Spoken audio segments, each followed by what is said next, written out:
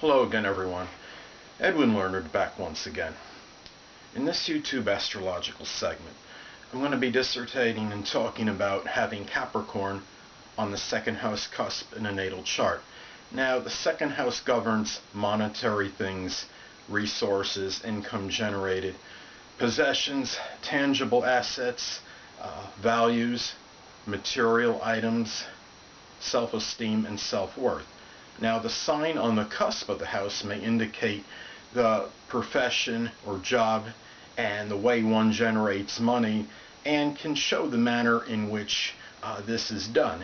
Now, the sign on the cusp of the house can give characteristics to that house and show how this person goes about these matters that are pertaining to the second house. Now, if someone has Capricorn on the second house cusp, this person could be very prudent, very cautious in financial matters. There may be a strong need to be premeditative, good planning, someone that is very judicious regarding investments. And this wouldn't be somebody that necessarily going to take a risk on maybe a high risk investment. I wouldn't see this person putting in a lot of money, say on a team that probably wouldn't win the World Series next year. So I think that is an example. They're basically, I see Capricorn on the second house could be very conservative in regards to financial endeavors and investments, if applicable, if this person does investing. Now, as far as possessions may go, this person may be very cautious regarding this, may limit his or her possessions to a certain degree, because due to the nature of the frugality that's connected with the sign Capricorn, the person may have a number of possessions that are pertaining to his or her career, their whatever job they may work, business items. If this person is indeed in business, this person may stock up on things pertaining to that. But really, I say Capricorn on the second for the most part, really having things that are related more to their necessities and not really being overly extravagant or spending an exorbitant amount of money on the possessions. Now, this could be a person, as far as a way that this person may generate income. Well, it could be, and obviously in a Capricorn like way, it could be done perhaps through business. This person may be very enterprising as far as this goes. A person may be an entrepreneur in some cases.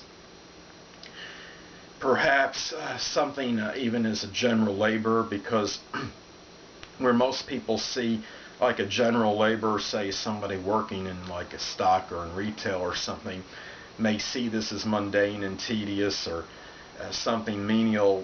Capricorn will find significance in almost any work, because it gives them that opportunity to show when I say Capricorn, I mean Capricorn on the second house cusp in this case, that people that have Capricorn on the second may really be able to want to show their consistency and dependability in ways that they generate money. So that would be something that they could actually maybe be more apt to do than the average person.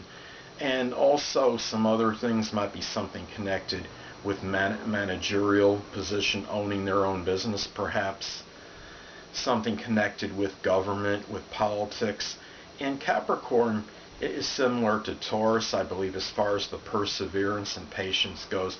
Something with computers or information technology actually could be something with Capricorn on the second house cusp, and because of that patience, that could be connected with the things connected with generating money. So that's something, because if something goes wrong with a computer, a lot of times you have to really have that ability to tolerate certain delays in tenacity and be able to stick with something. If one method doesn't work right in getting the job done, then you've got to try something else. So it's one of those things where actually Capricorn might on the second house cusp might be very astute at. So that's something to consider with that particular with that house placement. Well, and if we look at Capricorn on the cusp of the second house, this could be a person that may feel some restrictions or inhibitions regarding their money, and it really because Capricorn is ruled by Saturn, and Saturn is connected with limitation and restriction, so there might be some feelings of limitation even if they don't exist. This person may never really quite make that amount of money that's suitable for him or her. As far as the self-worth and self-esteem goes, people that have this placement can be very industrious in regards to generating income, and could put a lot of value into this, and doing so and working hard and laboriously toward some kind of financial goal. It could really be tied into this person's self-esteem and self-worth. So that is something to consider with this placement. And people that have this placement really can be somewhat frugal as far as their resources go, and it may be hard for this person to always to necessarily share what is his or hers. At the same time, Sagittarius would be on the first house cusp in many instances, and having Sagittarius on the first in a lot of cases can modify this, because Sagittarius is a sign that can be magnanimous and generous, so that modifies things a little bit, I would say. So as opposed to, say, somebody having an early Capricorn degree on the first house cusp and then having Capricorn on the second. So anyway, people, that'll conclude this YouTube astrological segment for having Capricorn on the second house cusp in the natal chart. And stay tuned next time, where I'll be dissertating and talking about having Aquarius on the second house cusp in a natal chart. Two things I want to get with you on before I head out.